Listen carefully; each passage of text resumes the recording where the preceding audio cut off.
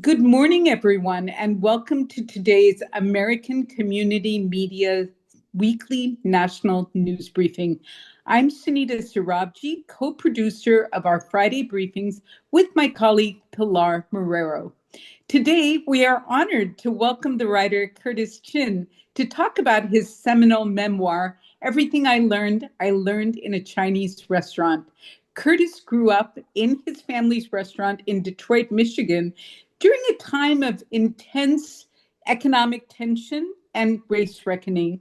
His memoir is incredibly warm, funny, incisive, and I must say personally, terribly hard not to read in just one go. Curtis explores the challenges of being both Chinese American and gay at a time when most of us were still trying to dissolve into that American melting pot. Curtis's memoir grapples with the questions of how American is defined and who gets to define it. So this is a timely conversation amid our current times when so many of our identities are grappling with erasure. Curtis is fresh off a 10-country book tour and will also discuss how Americans are perceived abroad. We have left the bulk of today's briefing time for your questions. Please enter your questions in the chat and we will take them in the order they are sent in. So with that, please welcome Curtis Chin, who will begin by reading the prologue of his book and present some introductory remarks. Welcome, Curtis. It is such a pleasure to have you here today. Thank you so much for that warm introduction. I can't, the word seminal, I'm going to have to think about, but thank you so much. And thank you to Sandy and everybody else with the organization, Pilar, for putting this together and inviting me. I'm looking forward to some really wonderful questions today. But yes, to start us off today, I think I'm just going to talk a little bit about the book and specifically about my family's immigration journey, because I think that'll set the tone for the conversation today, if that's okay. Okay, so this is so I've done about 350 of these book talks in person, not even counting Zoom sessions, but in person in 10 countries. And it's been really wonderful. So this is going to be a slight variation on that presentation that I do. So, okay, my name is Curtis Chen. Oh, were you going to say something? Yes, I was going to say, could you please speak a little bit slowly for our interpreters? We have interpreters in Spanish, Mandarin, and Korean. And Okay. yeah, they're already starting to warn me about speaking slow, you speaking a little bit slower. Okay, I will try. I have this tendency to talk fast because I'm a, Detroiter. But okay, I wish there was something you could do to pinch me or something every time I go too fast. But maybe a giant flash. But okay, I'll go a little bit slower. Okay, so hello everybody. My name is Curtis Chin, and I'm the author of this memoir, Everything I Learned in a Chinese Restaurant. And as the title of the book says, I grew up in a Chinese restaurant. But I like to think of this as not just any Chinese restaurant, but the Chinese restaurant in Detroit. And the way I sort of gauge this is I start off my presentations by asking people to guess how many egg rolls you think we sold in the 65 years that we own the business. So I know it's typically that you guys don't get asked the questions, you guys ask the questions, but I'm going to throw it back at you all. Just type in your answer in the chat box. How many egg rolls do you think we sold in 65 years? And these are all handmade, even the skin and the sauce. 3 million. 6 million. Oh, Sandy says 6 million. Anybody else? And if you read the book, you can't guess. So, Sunita, no guessing. Oh, that's a very specific number, Christopher. 17? I wonder if you're a math major. No, actually, we sold over 7,000. Okay, we actually sold 10 million. Gavin got it right. So we sold 10 million egg rolls. So these are pretty good egg rolls, right? I mean, all handmade, like I said, by my grandma, my aunties, my mom. And so it was a delicious place to grow up, despite the fact that Detroit at that time was going through a lot of difficulties. Not only did you have the auto industry that was struggling, which led to a lot of anti-Asian sentiments because of the Japanese car companies, but you had crack cocaine, you had AIDS, I personally knew five people murdered by the time I was 18 years old. But despite that, we had this fabulous Chinese restaurant in the inner city that my parents were able to raise me and my five siblings. And so for me, I feel like I had this wonderful childhood. And so for me, writing the book is a thank you to my parents for teaching me and my siblings everything we needed to navigate this world. But it's also a hat tip to my hometown of Detroit because I think a lot of people still kind of misunderstand the city of Detroit. And I wanted to show that Detroit was still capable of producing good things, like me. So I'm going to just read, I'm actually only just going to read the first page from the book, from the prologue, if that's okay, Sunita. So the book is divided into three sections of eight stories each because for a lot of Chinese people, 888 is good luck. And so there are eight stories in elementary, middle school, eight in high school, and eight in college. But I start off the prologue actually talking about my family's journey to the Midwest. And there are two reasons for that. One is that if you do study Asian American history or Chinese American history, it's usually centered on the West Coast or California, right? Maybe Hawaii, maybe New York, but you don't think of Asians as being in the center of the United States as early as the 1800s. But that's where my family, arrived, and so I wanted to honor that history.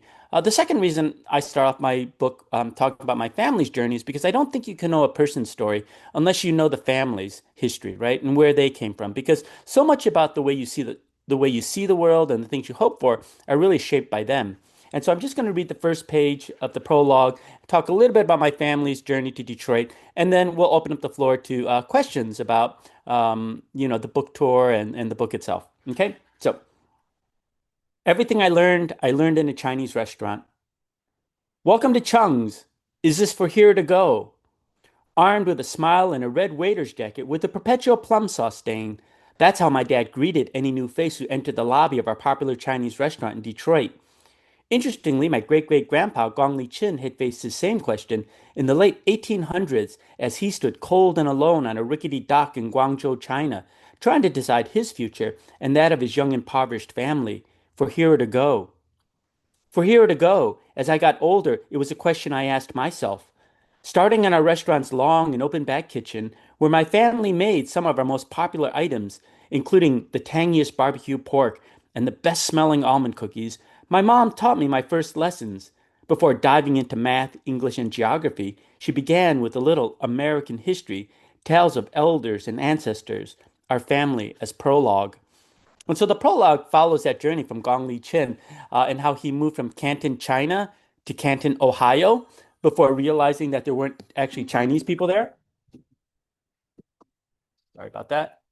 Before realizing there weren't actually Chinese people there, he moved up to Detroit. The auto industry was just starting. He tried to get a job in one of the factories, but those early immigrants faced a lot of discrimination, and so he couldn't get work there. And so he took the only thing available to him, which was the hand laundry. And he worked really, really hard, saved up his money, and opened up his own laundromat. And why that fact is significant is because when the United States enacted the Chinese Exclusion Act, which I'm sure all of you guys know about, it was the first time the United States ever banned a certain population from coming to the US. There were two exceptions to that rule. The first was if you were a student, and the second is if you owned your own business. And because he owned his own business, he was able to sponsor his child and then his grandchild to come over. And that's why my family does have that long history of immigration to the United States. They opened up their first grocery store in the 20s. In the 30s, they went into the restaurant business. And in 1940, they opened Chung's Cantonese Cuisine, which is the restaurant that's featured in the book and the restaurant that I grew up in. And the prologue continues all the way to the 60s. At that point, the United States was going through the civil rights struggle, which we are arguably still getting through these days. There was a lot more violence back then where, cities were burning down. In Detroit, people were actually being killed in the streets. And the National Guard had to be called in with tanks to quell the violence. And so they shut down the whole city of Detroit for 5 straight days. And if you know anything about Chinese restaurants, they don't close for 5 straight days, right? They're always busy. They're always just up. So my parents had to find something to do in that time. And so what did my parents do? They had sex. And 9 months later, I was born as their riot baby. And so people always ask me, why do you talk about social justice so much? And I say, Without that incident, I probably wouldn't be around, so I have to do it. So that's what I did. I wrote this book. It's a humorous, joyful look at growing up in one of the great American cities, Detroit, at a very pivotal time, not just in the city's history, but also the United States. Because if you think about a lot of the issues that we're going through now, a lot of the seeds of that tension, that, things that we're going through were really set in motion back then. And so that's why I think the book is very, very timely now, because we deal with a lot of issues of, racial identity, how different communities get along. We talk about I was a Republican back then, right? I'm not anymore, but I was a Republican back then. So I also got to see how that party changed, and the immigration debate, was being talked about then. And so it's a very, very topical book. And I think that's why the book has been so well received. As I mentioned, I've gone to over 350 in-person events in 10 countries, everywhere from Korea to the largest military base in Korea, right? I did a talk at Camp Humphrey, all the way to Oxford University in the UK. And it's just been wonderful, the response that this book has gotten. In particular, a couple things I'll mention is that the book is currently what's called the Great Michigan Read. Every 2 years, the state of Michigan chooses one book, and then they buy several thousand copies, and they give away free to every school and library in the state. But they also put me on a 30-city tour of the state. And so I've been traveling around to all these different areas of Michigan. And as you guys all know, Michigan is one of the purple swing states. And so it's been interesting being able to give talks, not just in a city like Detroit, which is, majority black, but also, going to remote parts of the Upper Peninsula or the border with Indiana, where you have different populations. And so it's really allowed me to participate in this conversation with a wide range of responses to the book. The other thing I also like to mention is that I've done over 30 events actually in Chinese restaurants. Instead of talking about my book, we actually talk about the status of Chinese restaurants, right? I learn about their journey. I learn about their favorite dishes, the issue of successorship, which seems to be a major challenge for a lot of immigrant-owned businesses, is that, the second generation doesn't want to take over. And so those have actually been fun too. And the last thing I will do is I'll quote another line from my book, which is actually my favorite line in the book. And it talks about the immigration experience. And I talk about it in the sense of my family was at the cemetery celebrating Qingming, Tomb Sweeping Day, which is a very traditional Chinese celebration. And we were talking about our ancestors. Our family had gathered because we like to pay respect to them. And I thought about my ancestors and the debate that was going on at that time about people not liking immigrants. And I said, yes, my family succeeded because of America, but America also succeeded because of my family. And to me, that really sums it up. It's that, immigrants come to this country, they contribute so much to the wealth of it. But the reality is, yeah, I mean, because people say that they just come and they take. But there's nothing further from the truth, because America wouldn't be America, and the success that it's had wouldn't be the same level without immigrants coming in. And so I really, really wanted to, highlight that in my book and in some of the other work that I do. One last thing I'll mention before we open the Q&A is that I actually am a filmmaker. That's my day job. And so I have another film debuting on PBS on May 28th, which is next Thursday. It's going to be on their YouTube channel. I will post a link to the film. It's a short film, about 17 minutes, if you guys want to watch it. But it also highlights another immigrant story. It tells the story of artist Warren King, whose family came from China and ended up in Wisconsin. And like a lot of immigrant families, the father really pushed his son Warren to follow in his footsteps, to go into engineering, into the STEM fields. Warren went to MIT and then Stanford Engineering, went back to Wisconsin to work in the family business, the family firm. He hated his life, kept fighting with the dad. When his wife got a job working in Sweden, he took it as an opportunity to reinvent himself. And he looked around the apartment and saw these cardboard boxes and put together these fantastic figures. But I'll put a link to that short film in case you guys are interested in it. It is premiering next week. So if you guys are on a deadline or you guys need a quick story, I'm happy to help with that. Okay, so thank you, everybody. Curtis, there are already a number of questions for you in the chat, but I wanted to start where you finished off. Could you talk about Warren King? Does his story somewhat mimic your own story? Did your parents also struggle with the idea that you weren't going to be a doctor, engineer, pianist, for example? No, I actually quite so Warren and my stories are similar and different in a lot of ways. They're similar in the sense that we're both from the Midwest, which I love telling stories about, from that area. But also we're both dealing with the same issue of successorship in the family because his dad had spent so much effort building up that engineering firm. He really wanted his son to take over. And so Warren, felt like he was letting down his dad. In my case, we had this Chinese restaurant that had been founded by my great grandfather. And while my parents didn't necessarily pressure me to take over, I did also feel a little bit of guilt of not taking over that family business. And at this point, now that the restaurant's shut down, we sold it, but then it shut down during COVID.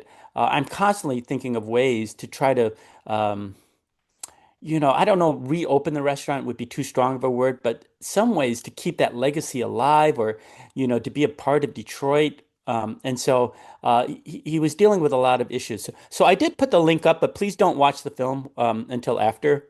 Maybe I should have put it at the end of the thing. So please don't watch it until afterwards. But where we are a little bit different is because my family has been here for a while. They didn't push me necessarily to pursue the STEM fields. I jokingly say that my parents had six kids. They felt like they could afford to lose one. And so they let me do whatever I wanted to do.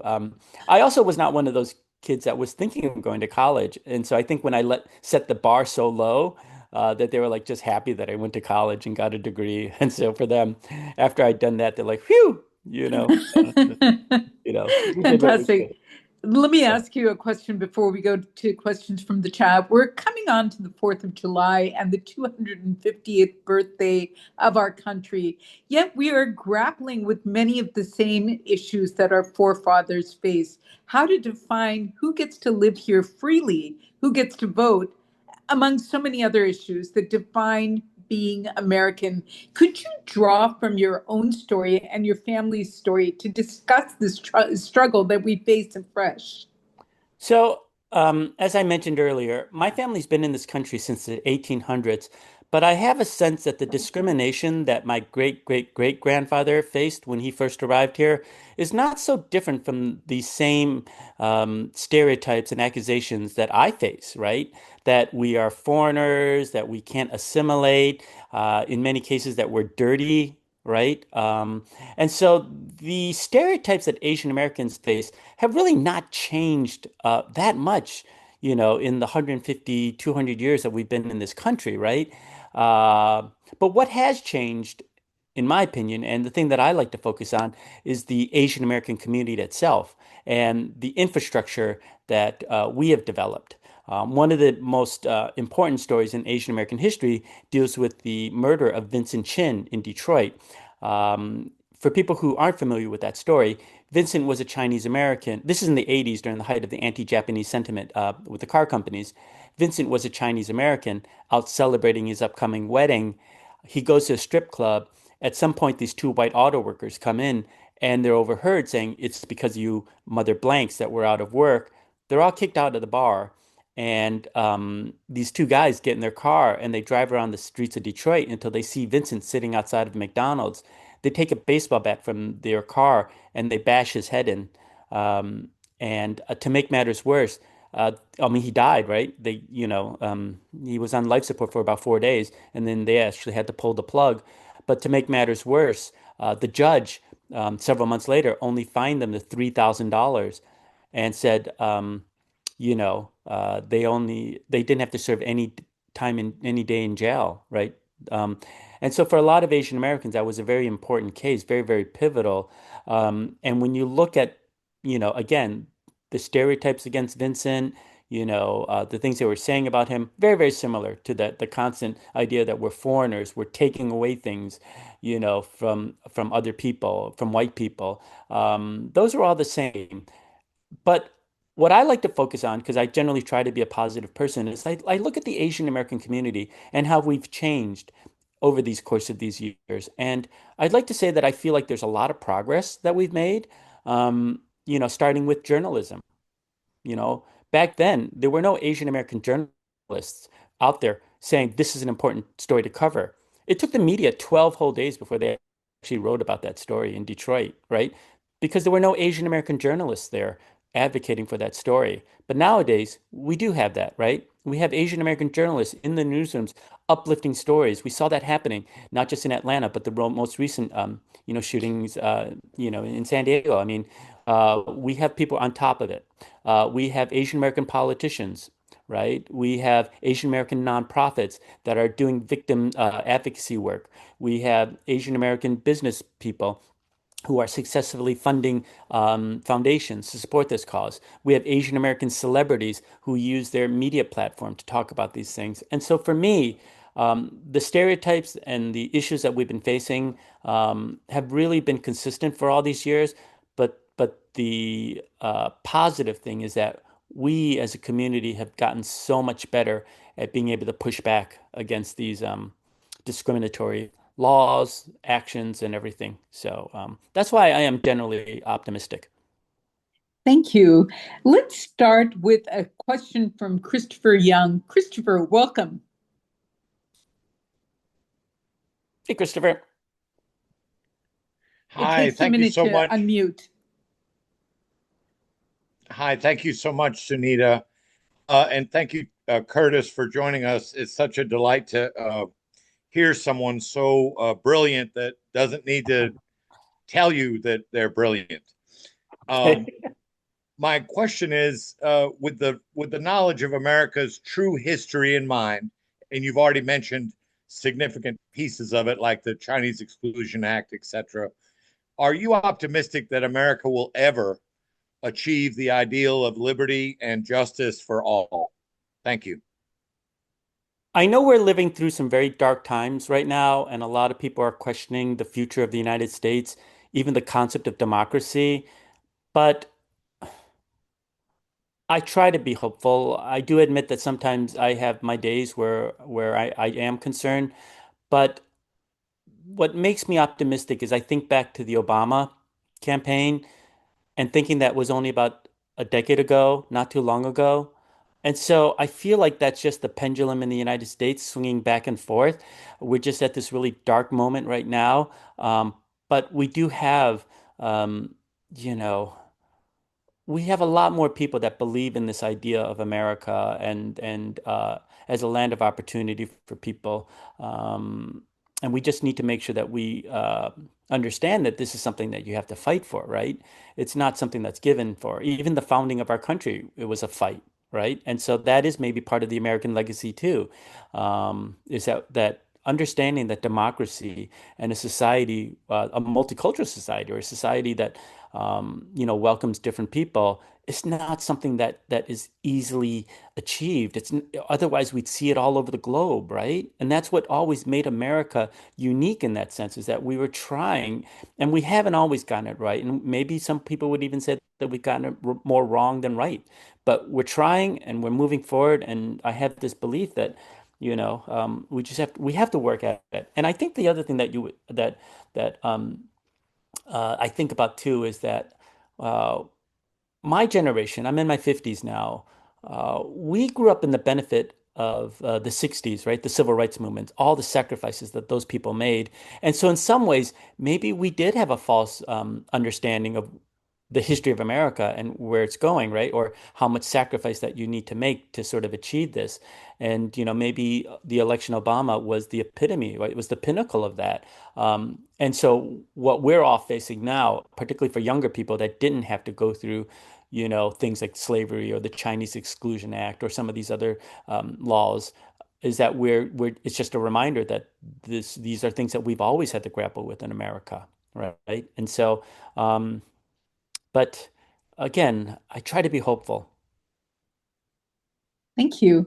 Araceli Martinez has the next question. Welcome, Araceli. Thank you, Sunita, and thank you to Curtis for this opportunity. First, a very basic question. Where can we get your book? It sounds very interesting. I just want to read it. And I would like to ask you, what do you think Hispanics we can learn from your book in these particular times of uncertainty and fears?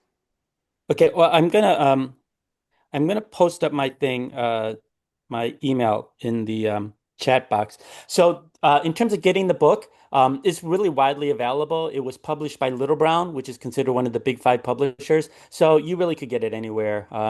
If you want to support Barnes& and Noble or Amazon, you can get it there. It's probably cheaper there. If you want to support an independent bookstore, you can go to bookshop.org. If you don't want to pay and you want to get a PDF copy, I can email it to you. So that's why I put my email in the box. I can send you a PDF copy, right? In terms of what can other communities, in particular the Latino or Hispanic community, learn from it, at the end of the day, it really is just a family story. It's about a family, who's working together in a family business, trying to help each other, trying to deal with the struggles around us. I've been approached by so many people, including Latinos, who say like, "Oh, my family had a Mexican restaurant, and it's just like my experience."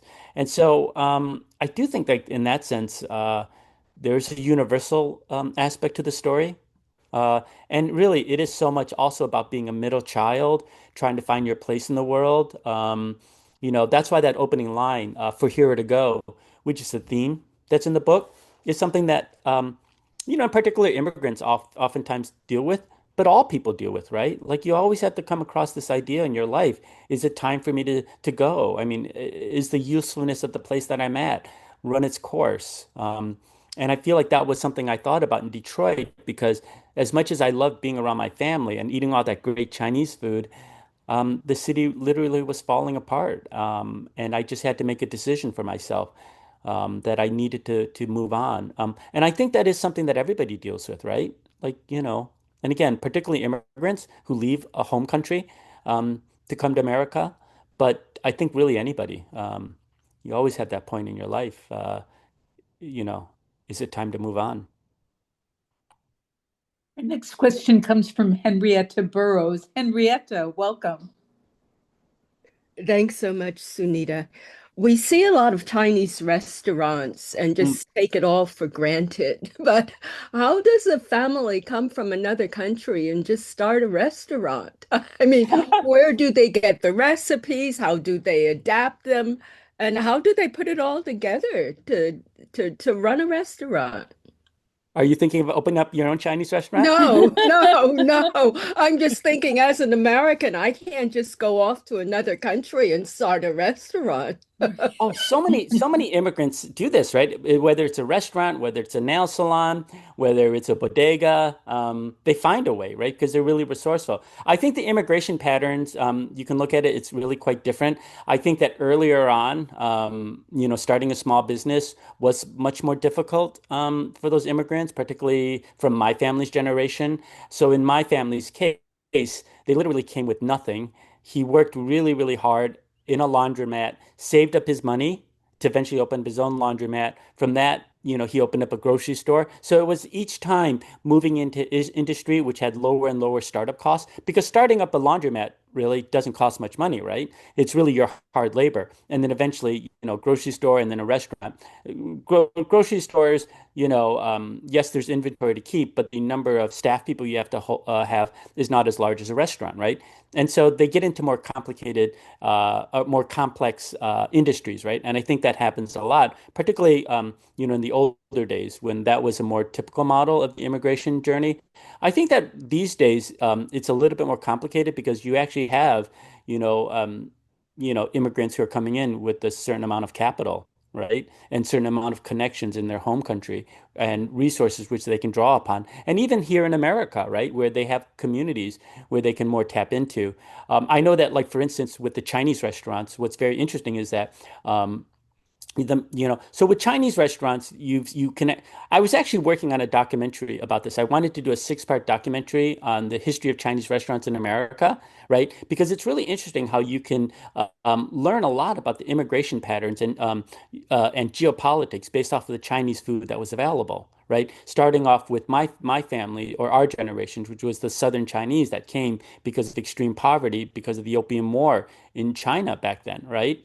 They were the first to come over. And now, you have high end, places like Din Tai Fung that are coming in, or the Fujianese, who are the most recent wave of Chinese immigrants, right?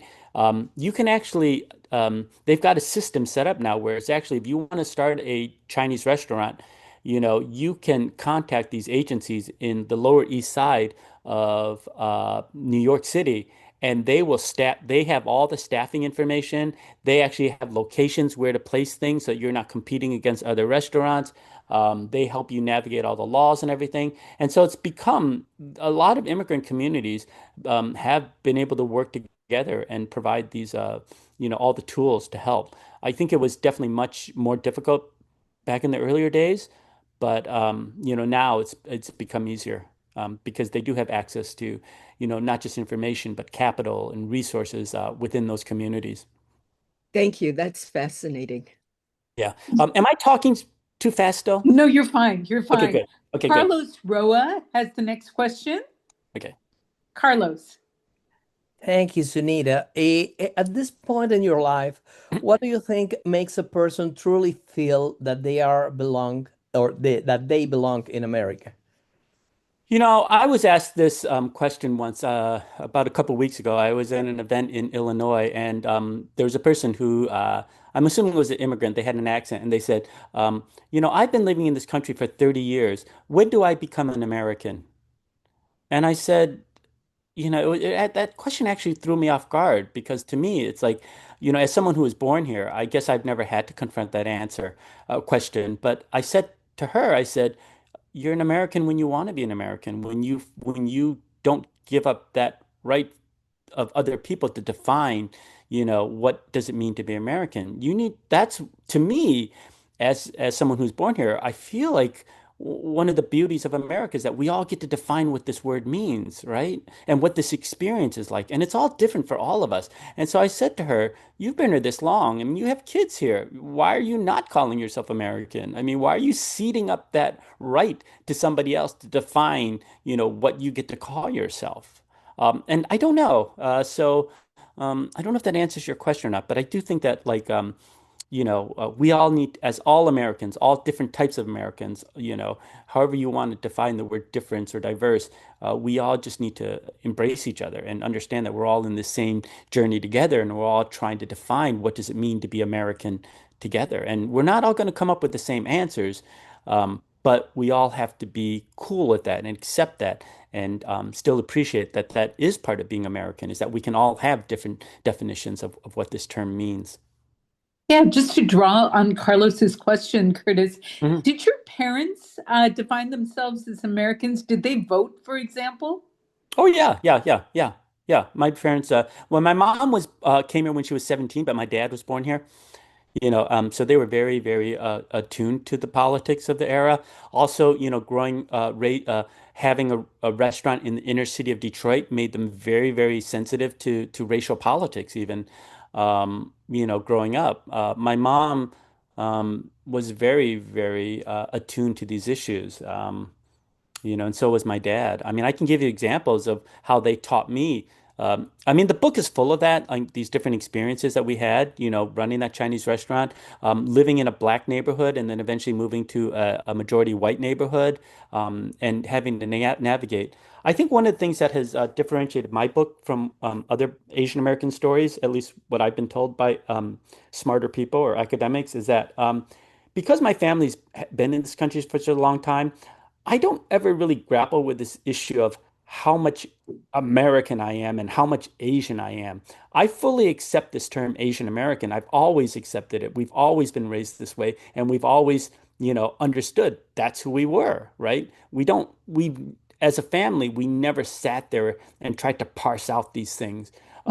What we did have to grapple with is accepting the fact that we're Asian American, how do we fit into this black and white paradigm that America has really set up, right? Understanding that we have power and privilege in some cases, and we also face discrimination and disadvantages in others. And how do we use that positioning to help everybody, to help bring America together? How do we as Asian Americans play a role in being that glue that brings America together? One of the things I've said about writing this book is that um, I've been really sad that America is very divided right now. We live in these little silos where we don't talk to each other. But Chinese restaurants are actually one of the few places where you can go and see people from a different race or religion or socioeconomic background or religion or whatnot. And if we could just take that opportunity to just, lean across the table and ask the person next to you, hey, what are you eating? It's these small conversations that I think our country needs to start having with each other, the small talk, to bring us back together again. And so the way I pitched the book to my agent was come for the egg rolls, but stay for the talk on racism. Because these are very important topics, but we need to be able to talk about them in a way that actually brings us together. And that's what I hope that, my book can do. This is what I hope that Chinese restaurants can do. And in some ways, I like to think that Chinese restaurants are going to save America. Absolutely. Long before there were street tacos, there was Chinese food, right? And I think it is, as you said, one of the few cuisines that has brought Americans of all colors together. So our Yeah. next question comes from Pamela Anchung. Pamela, welcome, and please ask your question. Congratulations, Curtis, your book. I can't wait to read it. I'm from the Immigrant Magazine. I once published a story about a Vietnamese Mm. Pulitzer Prize winning author whose family thought he should have been an engineer, and he ended up being a Pulitzer Prize winner, and his family was very proud. Yes. But anyway, so congratulations. My question is, given your family's history as far back as it goes, and we know that especially minority immigrants in general contribute in the trillions of dollars to this economy, and yet we seem there's like, do you see that Americans generally are more accepting of who they determine to be American based on race? And because when we compare the experiences of people of immigrants of color with the white immigrants, the Europeans, it does seem like, when you hear the stories told by media and otherwise, the minority communities, minority immigrants are otherized. So I was just curious about how you think that the perception of Americans in general, is that what influences the narrative by media, or is it vice versa? Because there's got to be someone leading this charge of who gets to be American and who is from somewhere else. I hope Well, that question makes sense. thank you. So like I said, I've toured, my book tour has taken me to all corners of the United States, and I literally have to go into small towns where the librarians have to escort me to the diner because they're afraid that something might happen if I entered into that space by myself. Do you know what I mean? But with that said, I think when people aren't as familiar with diversity or they don't have as much exposure to different communities, they may look at my face and think foreigner. They may think, oh, immigrant, right? And so that's why I love talking about the prologue in my book, is because I like to say that my family's been here since the 1800s. We were in Detroit before there was a Ford Motor Company, before there was a Motown music even, right? And by bringing up that long history, I think it makes these people look at me differently and say, "Oh my God, that's true. Your family was in Detroit when it was still basically a French city." Do you know? And so I think that sometimes it's just, like you don't have to bash people over the head with these things, but I think it's just a soft, gentle reminder that, look, I have this shared history too. Our community has this strong history too. And these things take time, right? Because we do live in a multicultural society. Inevitably, there are going to be tensions. There is going to be racism, right? These are unavoidable facts. But the benefits of living in a multicultural society far outweighs the negativity of it. And I feel like for me, when I was thinking about my book in terms of who would be interested in reading my book, um, I thought that there's like basically breaks down to three um, populations in the United States. When someone hears that there's this book, about a gay Asian, right? There's going to be a bunch of people who are going to be like, woohoo, yay, gay Asian book. I'm going to go buy that, right? But then you'll have a third of the country who's going to go like, boo, boo, ban that book. How dare you, like, try to, indoctrinate the young people. Okay, and there's a third of those people. But there's a third of the country which is in the middle. They're curious. They're not really sure how to interpret these things, right? And they might be open to it. And I feel like for me, one of the things I'm trying to do with the book is I'm trying to reach that third of the audience, right? The unconverted, the people who are still open to these ideas, the people that may have voted for Obama but then voted for Trump. Do you know what I mean? I want to talk to those people and say, look, you have a choice to make. You can go for that vision of America, which bans books and kicks out all the immigrants, or you can go for this other version of America, all right? And they're the ones who are going to decide this. And I do think they're winnable, all right? And we just have to continue pushing out this positive message over the hate that these other people are trying to push. This idea of a small, closed off America, versus the more expansive, open-minded, forward-thinking America. And I think that's our responsibility as artists and writers is like, what is the type of America we want? What is the America that we're writing about? What is the vision of America that we're putting out there for people to embrace? And I feel like that's what my book is about. I'm presenting a multicultural vision of America where people are grappling with difficult issues of how do we get along, but at the end of the day, coming together in love, in support, and respect. And we just need to keep pushing that message, I think.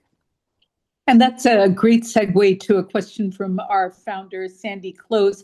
How do you see interrace relations in America today at a time when white supremacy is on the rise? And I would like to put this in the context of the tragic incident we saw on Monday when two teenagers radicalized online by white supremacist ideology killed three men at the Islamic Center in San Diego. Curtis, has the conversation changed since Vincent Chin's murder? Or conversely, have we now got more to fear across all minority communities? I think that a lot of this always stems from economic anxiety. And because of the wealth gap in America really widening, to such a large degree, it's allowed people to use other divisive issues to avoid having that conversation. So they can bring up race, they can bring up religion, they can bring up sexual orientation, they can bring up all these other things to divide us and not look at the one thing that's really keeping people down, which is that we have too many billionaires in this country, right? Who are actually sucking up all the resources and then therefore pointing the finger and blaming other people and saying, nope, those other people are taking away, your opportunities. Those other people are taking away, your resources, your jobs, your housing. And so I think that that's, sad. And until we push back and we have a political party, I'm getting a little political here. So I hope I That's don't get in fine. trouble. Okay.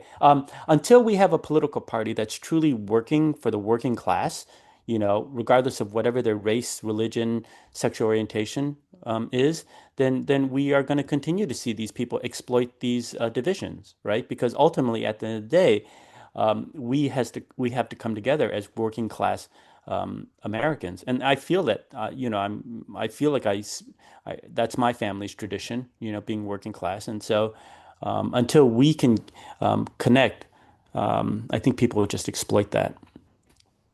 Thank you. Mhm. Sui Sui I of the Myanmar Gazette has the next question. Sui Sui, welcome.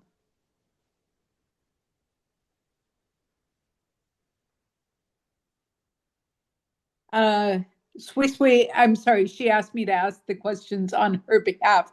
Growing up in Detroit during the auto industry crisis and the murder of Vincent Chin, you witnessed a massive turning point for Asian American civil rights.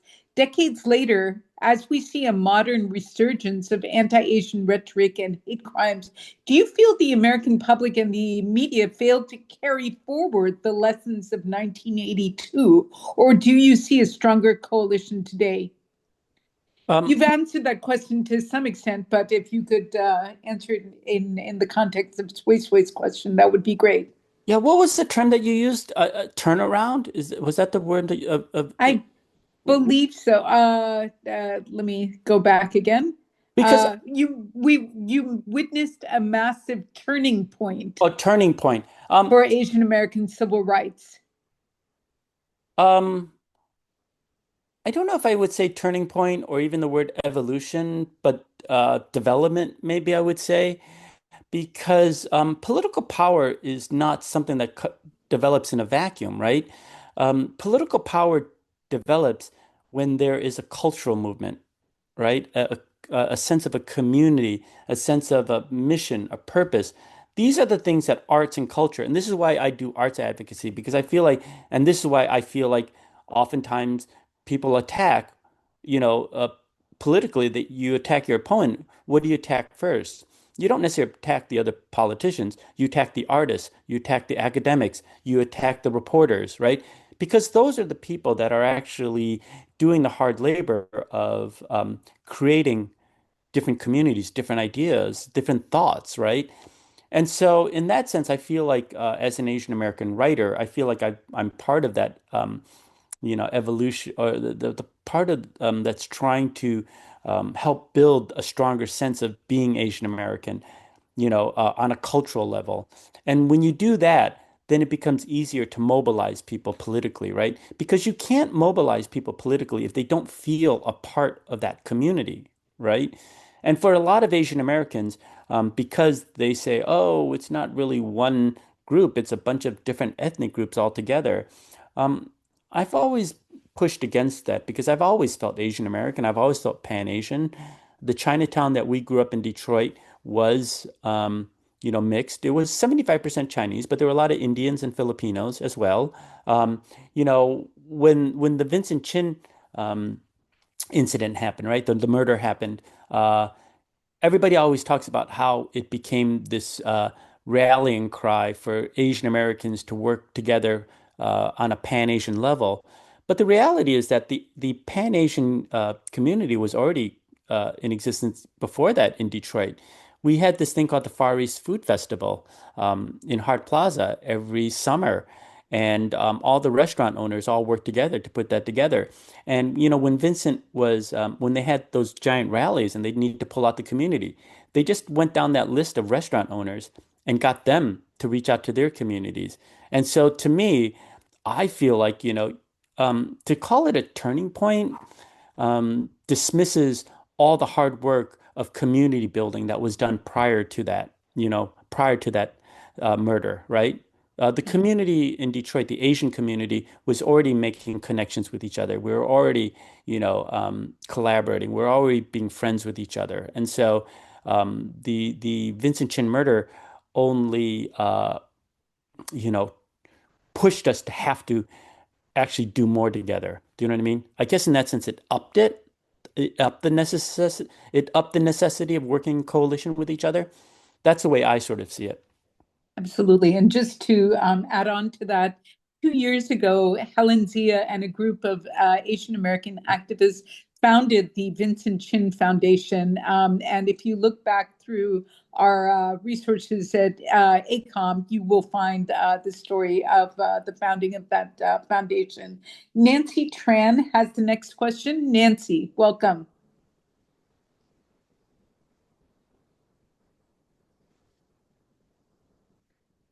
Nancy may have dropped off. Let's go to Nestor Fantini. Nestor?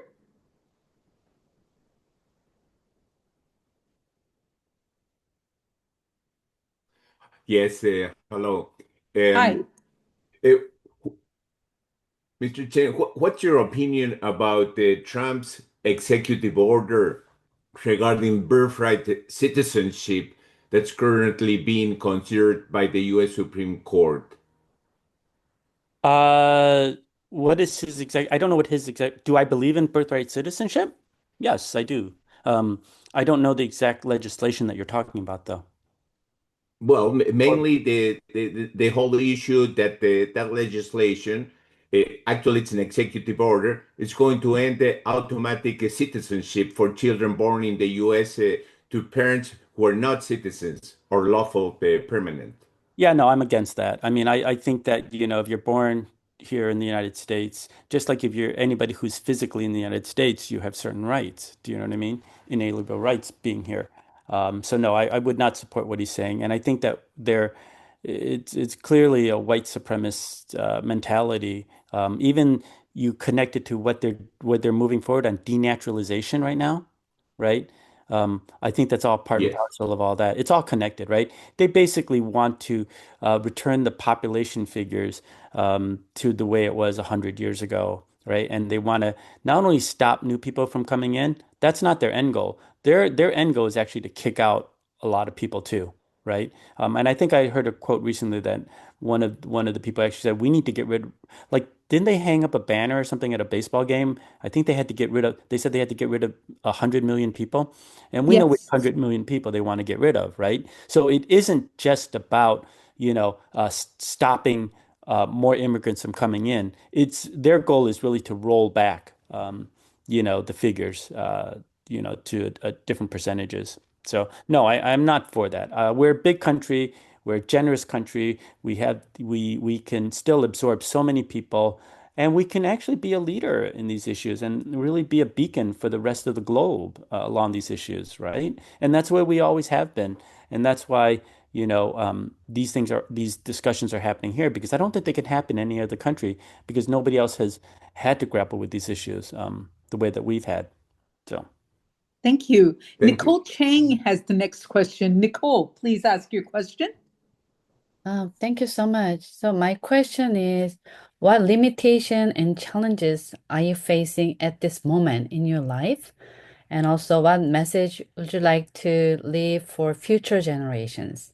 Thank you. Well, I gained 10 pounds on my book tour, so that's my biggest limitation. I have to stop eating candy because I need candy when I'm driving. And I have to drive around to a lot of these places. So that's my first limitation. How do I lose weight? But I think on a more serious level, what are the limitations? Yes, there are challenges. For instance, I wrote a book about, being Asian and coming out in Detroit in the 80s. My book was selected by the Great Michigan Read, right, as their book. Uh, and they're supposed to give away all these free copies. When Donald Trump, in his DEI efforts, anti-DEI efforts, and anti-intellectual efforts, has tried to kill the National Endowment for the Humanities, that agency lost 90% of their funding. The Great Michigan Read, the Michigan Humanities Council, lost 90% of their funding. And I was really afraid they were going to cancel the program. And I've been so thankful that they were able to find some other donors to replace it so that we could continue the program on a limited basis. So instead of buying 10,000 books, they only could afford to buy 3,500. So, as a writer, it's important for me to get my book out there and to have sales, right? And so they had to change that. I mentioned I was working on fundraising for this six-part docuseries on Chinese restaurants in America. I had a major corporation that was going to come on board to fund it. But when that department lost their funding, the diversity funding, I lost that funding too. So there's a lot of challenges right now to be an artist or writer of color because there's an active push by people to say, stop supporting us, stop buying our books, stop seeing our films, stop doing these things. And so that's probably the biggest challenge right now. And then obviously, I hate to make this all about financial, right? But a lot of that is, right? Working in Hollywood, a lot of those opportunities for writers have just disappeared. On a political level or something, or, other levels. Um, yeah, I mean, I guess there's so many right now. I mean, right? That's probably the biggest challenge is like, trying to see that, light at the end of this terrible tunnel. So sometimes it is hard, but yeah, I'm not sure if I Yeah. answered that question. Yeah, sorry. Keen Tang has a great question, which he asked me to ask on his behalf. How do you view the gradual decline of Chinatowns across America, and how do we preserve our cultural and historical foundations while preventing gentrification and the displacement of low-income immigrant residents? Yeah, thanks for that question. I was actually working on a film on that before COVID, and after COVID, when the conversation in the country sort of switched to anti-Asian hate, I sort of stopped that project. But I did end up making a film about photographer Corky Lee, which ended up on PBS. But so as a kid that grew up in Chinatown, I think it's a very complicated situation. For these communities, I love them. I think there's a lot of value in them, but I do think they have to be vibrant. I'm not the type of person that says that like, oh, you should only keep Chinatowns around just for historic, or nostalgic purposes. I still think that they have to be a relevant, part of the community, and they have to be active and vibrant. And so that's the thing that I would focus on is like, don't focus on the past of Chinatowns, but what is the future of Chinatowns? How are they still relevant? When I look at a city like Detroit, so every city is different, right? In terms of how they're handling this. What is that history? What is that future? I come from a city like Detroit, which has a very, very unique history. So the history of Chinatown in Detroit is that there used to be a big Chinatown that had about 4,000 people in the 20s and 30s and 40s, right? With 100 businesses and stuff like that. But when white flight, took over America, and the cities were actually destroying a lot of communities of color to make freeways, right, to connect their jobs, downtown with their homes in the suburbs. Detroit destroyed Chinatown at the same time that they destroyed Paradise Valley and Black Bottom, the black neighborhood, you know. And so we moved to a newer, smaller Chinatown, which never got to be more than 300 people or something. And so, Detroit's trying to go through a revival right now, and they're trying to bring back that Chinatown. In fact, there's going to be an event on July 25th, which I'm going to be headlining, for them, doing a few events for them. But they really want to raise awareness and bring back that Chinatown. I think there are some challenges with Detroit. One is that the whole city, really, it went from a city that was 1.8 million to about 500,000 people. And so gentrification plays out differently there because you actually have just a lot of empty neighborhoods, right? Where people aren't being displaced. So it's a little bit different in a city like Detroit versus like New York City or Boston, where you have, these core neighborhoods in very, very expensive areas. And so there's a pressure to move those areas out, right? And non-Asians have been moving in. You look at a place like Los Angeles, which you have a larger, vibrant, quote unquote, Chinatown in San Gabriel Valley, which is developed. And so then you have to ask yourself, do you need that traditional Chinatown in, downtown near Dodger Stadium, when you have this big area, you know what I mean? And so I think that with every city, they just sort of have to ask themselves, what is the, relevancy and points of these things? But yes, history and nostalgia plays a part of that, discussion. But really, more importantly, I think you have to focus on the forward future of these places. What are these communities about? What services are they providing? Why are they still relevant? And can you make that case? I think that in cities where you have a larger immigrant population, where people are still going to, yes, it's clearly important, right? But when you think of small towns, where there was a smaller, Asian population, where Asians just don't live, they're just not moving into those towns anymore. Are they as necessary? These are very tough and emotional questions to ask, but I think you do have to ask them. And not everybody's going to come up with the same answer. Absolutely. Let's end with a question from Ling Huang. After visiting 10 countries on your recent book tour, what do you think people overseas misunderstand most about America today, especially regarding race, diversity, and identity? That is such a great question to end this conversation. Yeah, thank you so much. It's been really fascinating traveling around with this book. So I've gone to, I've physically gone to 10 countries, Japan, Korea, Germany, UK, France, uh, I can't remember the other ones. But I've also done Zoom calls with other countries like Addis Ababa in Ethiopia, in Malaga, Spain. So I've actually done more than just like in terms of reaching audiences. The 10 countries were the ones that I was physically there, and so maybe that's a longer conversation with those people where you get into it because you're actually having dinner with them afterwards and finding out exactly what they think about America. I think the biggest question is what the hell's going on? I think everybody's just really confused about what's going on in America. I do think that, like, as a person of color in America, I think that some people sort of, the way I sort of read it is that they give me a little more leeway than if I were, say, a white American, because they obviously don't see me as in power to make these decisions. And so I think it's interesting because then you're privy to all these different conversations. When I first started, my book came out in October 2023. And so the first wave of places I was going to was under a different presidency and a different thing. And so people were interested in the book for different reasons. Like, for instance, I had a bunch of schools in Germany that brought me out because they were interested in labor, right? They wanted to know what was it like to own an immigrant family-owned business, right? But now, with this new presidency and because of these things that are breaking down, it's a different conversation. So, for instance, about a month ago or 3 weeks ago, I did a tour of 5 Canadian cities and 7 stops, and I branded it as the Building Bridges Tour.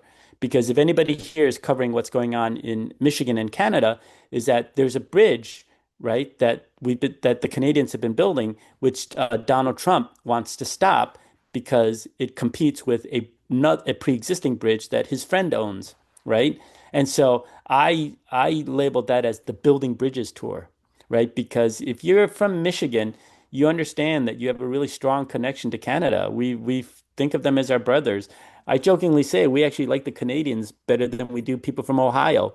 So it's like, and so for him to actually be so antagonistic to our friends, in Canada is just shocking to us. And so that's why I wanted to do this tour. And so I did 7 events. Half of them, included some component, which is a fundraiser for the community, the local community.